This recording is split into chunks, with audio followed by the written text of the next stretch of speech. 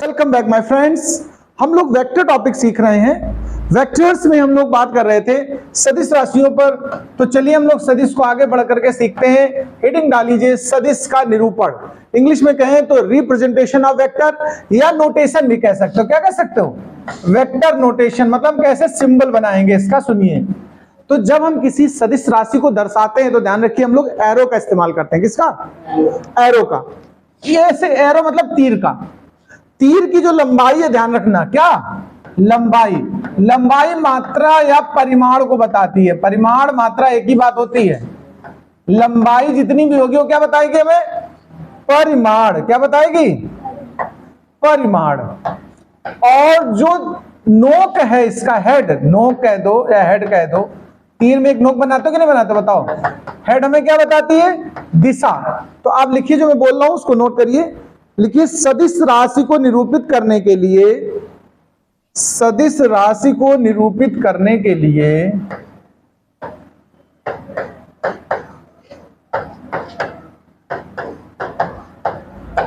सदिश राशि को निरूपित करने के लिए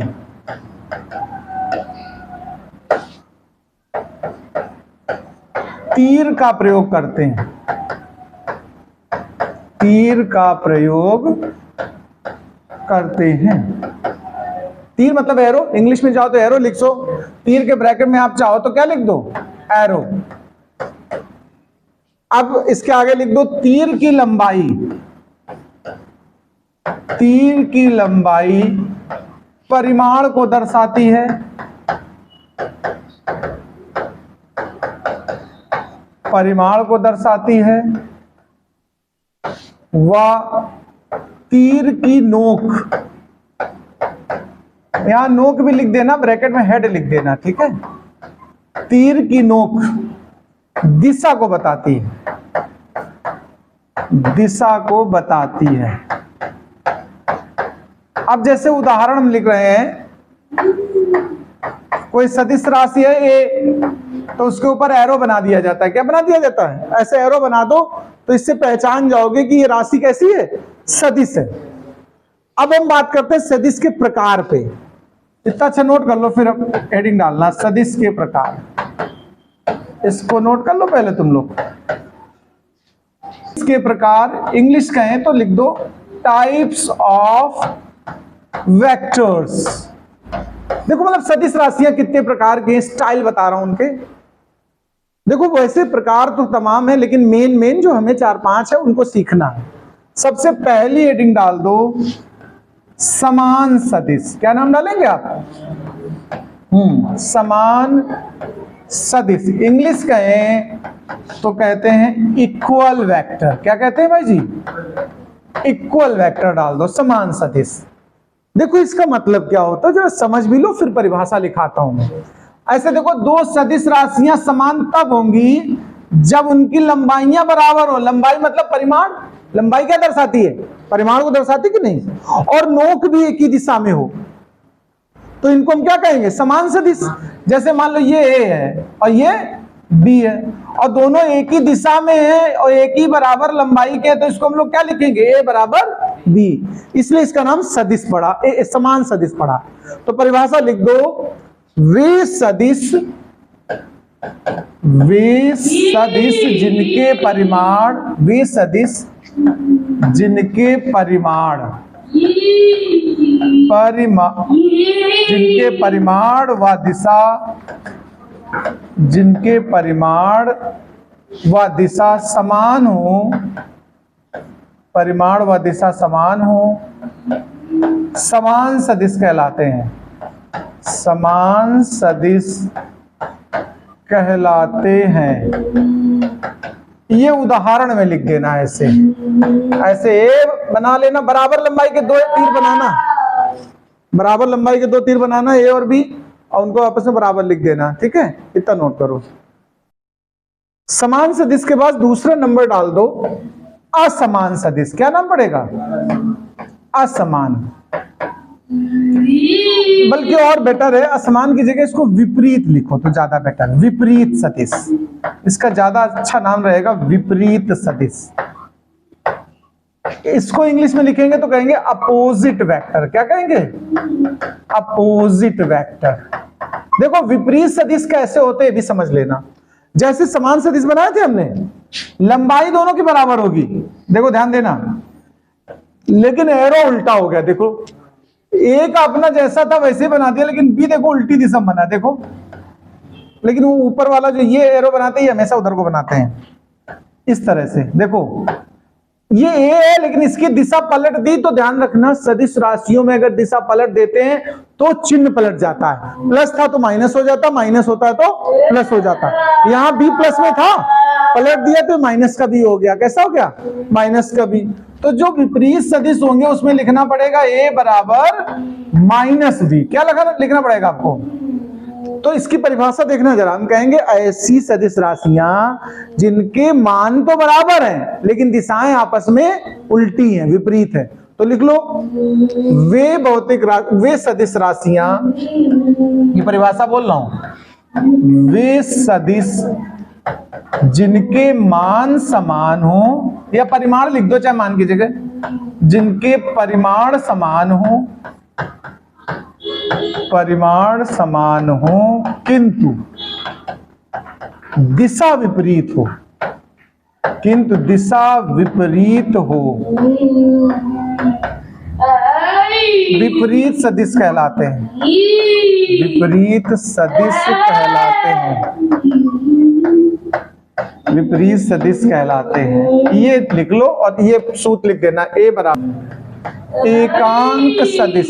एकांक सदिश।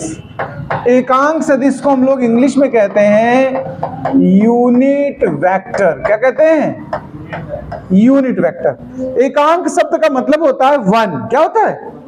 यानी ऐसी सदिश राशि जिसका मान एक हो, वन हो। देखो इसको दर्शाने का तरीका समझना जरा। इसके ऊपर ऐसे कैप लगाते हैं। क्या लगाते हैं? जैसे n कोई सदिश राशि थी, उस पर हमने क्या लगा दिया? कैप।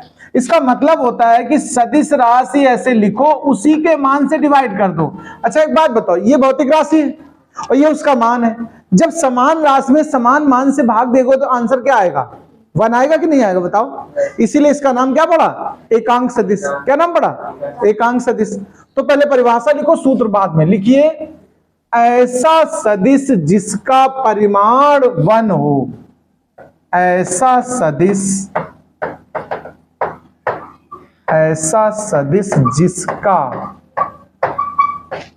परिमाण एक हो, वन, एक, वन कुछ भी लिख दो, इंग्लिश में लिख दो चाहे, एक हो, उसे एकांक सदिश कहते हैं। एकांक सदिश कहते हैं। अब इसे देखो एन कैप से प्रदर्शित करते हैं। इसे क्या से प्रदर्शित करते हैं? इसे एन कैप से प्रदर्शित करते हैं। प्रदर्शित करते हैं। अब इसमें आप एक काम करो, ये सूत्र आप लिख दो, इसको इतना नोट कर लो। मैं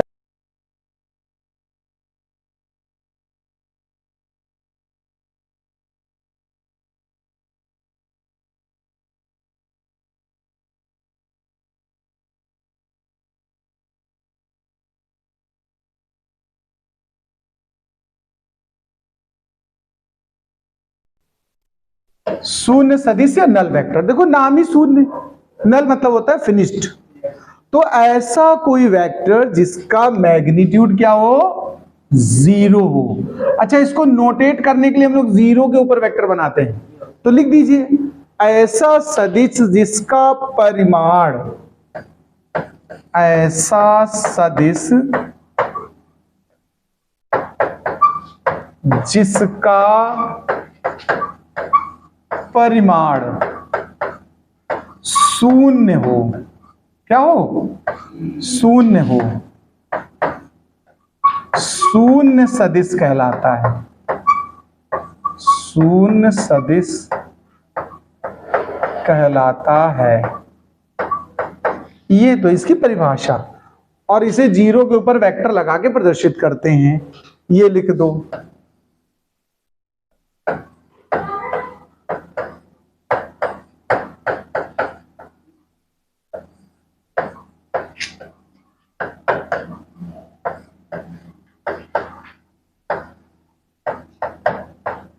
हेडिंग डालो लंब कोणीय एकांक सदिश।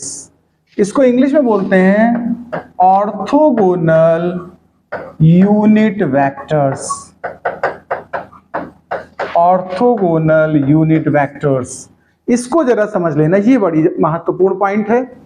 ये इस चैप्टर में आगे बहुत यूज होने वाली चीजें हैं। देखो आप जानते हो 3 डायमेंशंस या 3 एक्सिस सुने हैं आप लोगों ने? कौन कौन से एक्सिस होते हैं?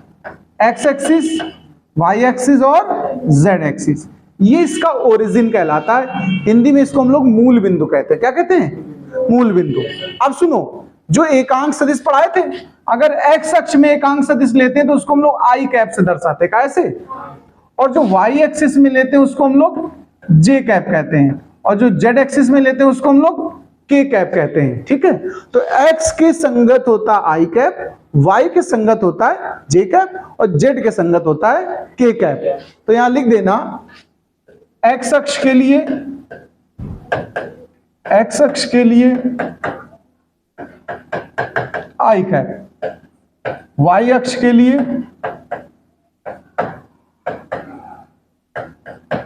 जे कैप, और जेड अक्ष के लिए के कैप।